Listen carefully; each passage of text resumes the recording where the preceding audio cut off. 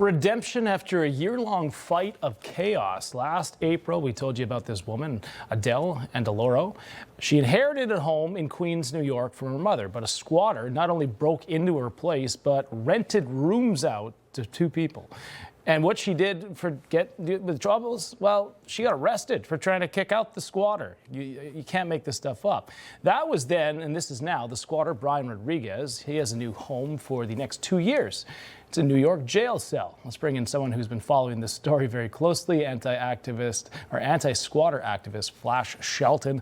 Flash, get us up to speed here. What do you make of this story? You know, I mean, we all love a good ending when it comes to, squatters. I'm glad that the courts finally saw through this. I'm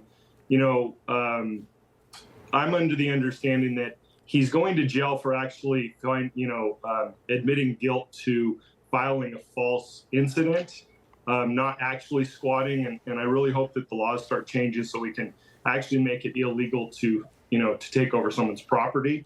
But, the fact that, these incidents and these reports that squatters are filing and doing all these tactics, the courts need to start seeing through that and see what their what their intentions are and start fighting for homeowners. Yeah, it's hard to believe, that this is happening. But, there was another case. You hear all kinds of these cases. There's this one here in Texas. A woman had to deal with a squatter selling her family's items and then turning her home into what she called a drug den.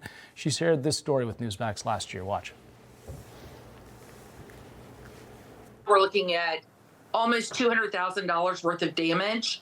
The insurance company kind of doesn't know what to do with this thing because I think it's fairly new. It's been an absolute and complete, unbelievable nightmare.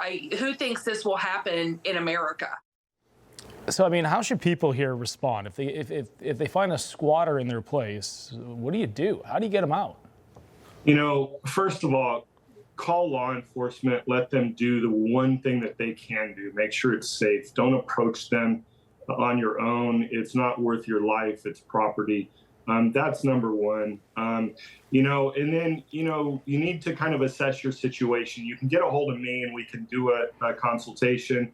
But, you need to determine, if they have tenant rights, if there's an actual squatter.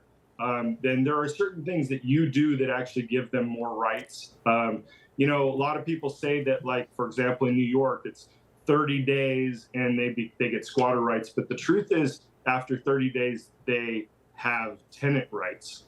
So does a lot of this go by state to state based on what their laws are? Or are you noticing an uptick maybe in one state over another?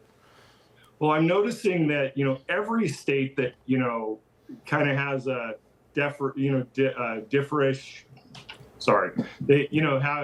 differentiates like what a tenant is and how they become, a tenant. But they're all pretty clear that if you, occupy with permission, you're a tenant. So, every state, regardless if they're stronger on squatters or not, squatters are finding their way through the system everywhere. Yeah. Flash Shelton, well, we appreciate you staying on the story, and because I find it fascinating when I hear these stories of they just overtake someone's house. You can't get these people out. Flash Shelton, thank you so much for coming on Sunday Report. Thank you.